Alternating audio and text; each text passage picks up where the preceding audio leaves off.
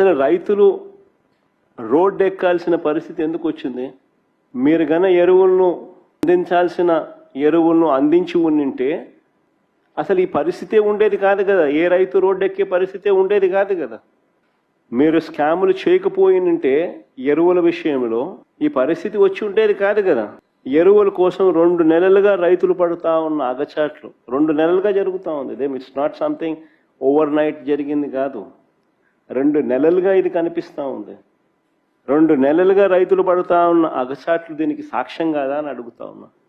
అసలు ఇంత అధ్వానంగా ప్రభుత్వాన్ని నడుపుతా ఉన్నారు. ఎరువుల కోసం అసలు రైతులు ఎలాంటి అగచాట్లు పడతా ఉన్నారు అనేది ఒకసారి ఫోటోలు ఒకసారి చూపించమ్మా. ఒకసారి క్యూలు చూడండి. ఒకసారి రైతులకు ఎరువులు దక్కక కృష్ణా జిల్లా ఘంటసాల మండలం లంకపల్లి పిఎస్సి వద్ద కానీ నువ్వమ్మ పార్వతీపురం మన్యంలో విజయనగరం ఎస్కోటలో ఎరువుల కోసం బారులు తీరిన రైతులు, రాజంలో ఎరువుల కోసం రైతులు కొట్లాట, అనకాపల్లి తుమ్మపాలలో రాత్రి సమయంలో ఎరువుల కోసం పాటలు, రాత్రి సమయంలో తూర్పుగోదావరి జిల్లా తాళ్లపూడి మండలంలో పరిస్థితి అది, ఏలూరులో పరిస్థితి అది, నూజివీడు నియోజకవర్గంలో పరిస్థితి అది, ఎన్టీఆర్ జిల్లా గొల్లపూడి ఎరువుల కోసం క్యూ కట్టిన రైతుల పాదరక్షలు, గుంటూరు జిల్లా రేపల్లె వ్యవసాయ మార్కెట్ యార్డ్ గోడౌన్ వద్ద రైతుల ఆందోళన, ఎరువుల కోసం ఇదంతా. పామరు మండలంలో ప్రకాశం జిల్లా పామూరు మండలంలో కురమద్దాలిలో పరిస్థితి అది, సత్యసాయి జిల్లా సోమందపల్లెలో పిఎస్సి వద్ద పరిస్థితిది, అన్నమయ్య జిల్లా మదనపల్లెలో క్యూ లైన్లో పరిస్థితిది, చిత్తూరు జిల్లా కుప్పం సొంత నియోజకవర్గం చంద్రబాబు నాయుడు సొంత నియోజకవర్గంలో పరిస్థితి అది. ఏడన్నా దుంకి సావచ్చు చంద్రబాబు నాయుడు. కనీసం కుప్పంలో కూడా కనీసం ఆయన సొంత కాన్స్టిట్యున్సీ రైతుల పరిస్థితి అట్లుందనంటే. ఇది వ్యవసాయ శాఖ మంత్రి కాన్స్టిట్యున్సీ శ్రీకాకుళం జిల్లా మంత్రి అచ్చెన్నాయుడు నియోజకవర్గం టెక్కలిలో పరిస్థితి అది, క్యూ లైన్లలో. ఇద్దరు ఏదైనా బాయోగి ఏదైనా చూసుకొని దుంకుతే బెటరు. నేను ఒకటే అడుగుతా ఉన్నా మిమ్మల్ని అందరినీ కూడా, అసలు మీ ద్వారా ప్రజలందరినీ కూడా ఆలోచన చేయమని అడుగుతా ఉన్నది ఒకటే. వైఎస్ఆర్సిపి పాలనలో, అంటే మా పాలనలో గతంలో జరిగిన మా పాలనలో వైఎస్ఆర్సిపి పాలనలో 5 ఏళ్లలో ఎప్పుడైనా ఎక్కడైనా రైతులు ఇలా ఎరువుల కోసం రోడ్డు ఎక్కడం ఎక్కడైనా చూశారా అని అడుగుతా ఉన్నా. Simple question. వైఎస్ఆర్సిపి 5 ఏళ్ల పాలనలో ఎప్పుడైనా ఎక్కడైనా ఇలా రైతులు ఎరువుల కోసం అగచాట్లు పడడం, రోడ్డెక్కడం ఎక్కడైనా ఎప్పుడైనా చూశారా అని అడుగుతా ఉన్నా. మరి ఎందుకు జరగలేదు? వైఎస్ఆర్సీపీ ప్రభుత్వ హయాంలో ఎందుకు జరగలేదు? ఎందుకు చంద్రబాబు నాయుడు గారి హయాంలో మాత్రమే ఎందుకు జరుగుతూ ఉన్నాయి? అదే ముఖ్యమంత్రి పదవే కదా. అప్పుడు జగన్ ఉన్నాడు, ఇప్పుడు చంద్రబాబు ఉన్నాడు. అదే ముఖ్యమంత్రి పదవే, అదే అధికారులే, అప్పుడున్న అధికారులే, ఇప్పుడు కూడా అధికారులే, అదే అధికారులే. మరి ఎందుకు ఈ పరిస్థితి? ఇప్పుడు ఎందుకు ఆ పరిస్థితి ఉంది, అప్పుడు ఎందుకు ఆ పరిస్థితి లేదు? కారణం జగన్ అనే వ్యక్తికి రైతుల మీద, రైతులకు కష్టాలు రాకూడదు, ఉండకూడదు అని తాపత్రయం ఉండేది. తాపత్రయం ఉండి రైతులకు మంచి చేయాలి, రైతులకు మంచి జరగాలి అనే ఆలోచనలో ఉంటే ఇలాంటి పరిస్థితులు ఉండవు. అది తేడా.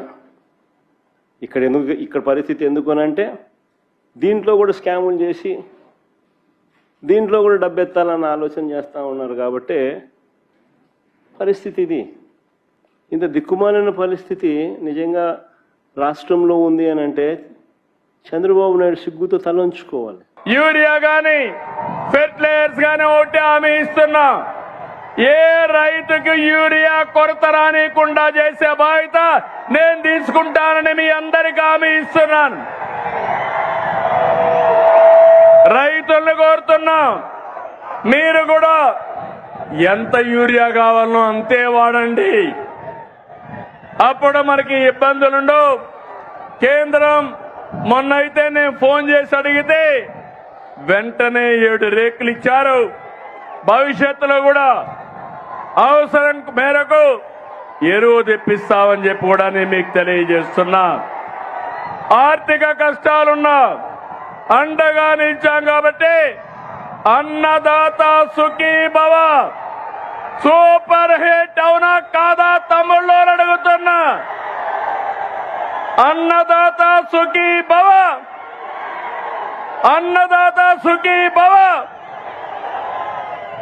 తమ్ముళ్ళు, ఉమ్మడి రాష్ట్రంలో దీపం పథకం తెచ్చి మహిళల వంటింటి కష్టాలు తీర్చాం. నేడు మళ్ళీ దీపం 2 పథకం ద్వారా ఉచితంగా 3 సిలిండర్లు సంవత్సరానికి ఇస్తున్నాం. ఇప్పటికీ 1704 కోట్లు ఖర్చు పెట్టి 2,45,00,000 సిలిండర్లు మహిళలకు అందజేశాం. ప్రతి ఇంటికి వెలుగులు నింపాం కాబట్టి దీపం 2 సూపర్ హిట్ అవునా కాదా అని అడుగుతున్నా.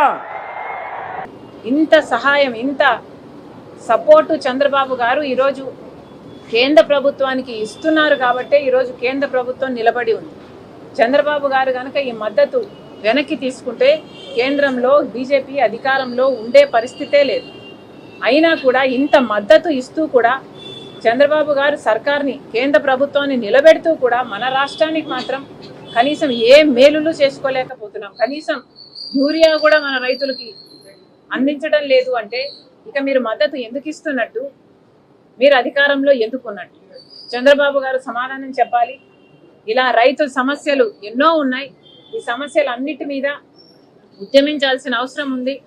కాంగ్రెస్ పార్టీ ఈరోజు తీసుకున్న నిర్ణయం ప్రకారం కిసాన్ సెల్ తరపున రైతుల పక్షాన ఎన్నో ఉద్యమాలు ప్రతి జిల్లాలో, ప్రతి నియోజకవర్గంలో రైతుల పక్షాన నిలబడి ఎక్కడ ఏ అవసరం ఉంటే అక్కడ రైతుల పక్షాన కాంగ్రెస్ పార్టీ పోరాటం చేయాలని, అవసరమైతే అక్కడున్న సీనియర్స్ని, ఇంకా అవసరమైతే నేను కూడా వెళ్ళి రైతుల పక్షాన నిలబడి పోరాటం చేయాలని నిర్ణయించడం జరిగింది. Thank you.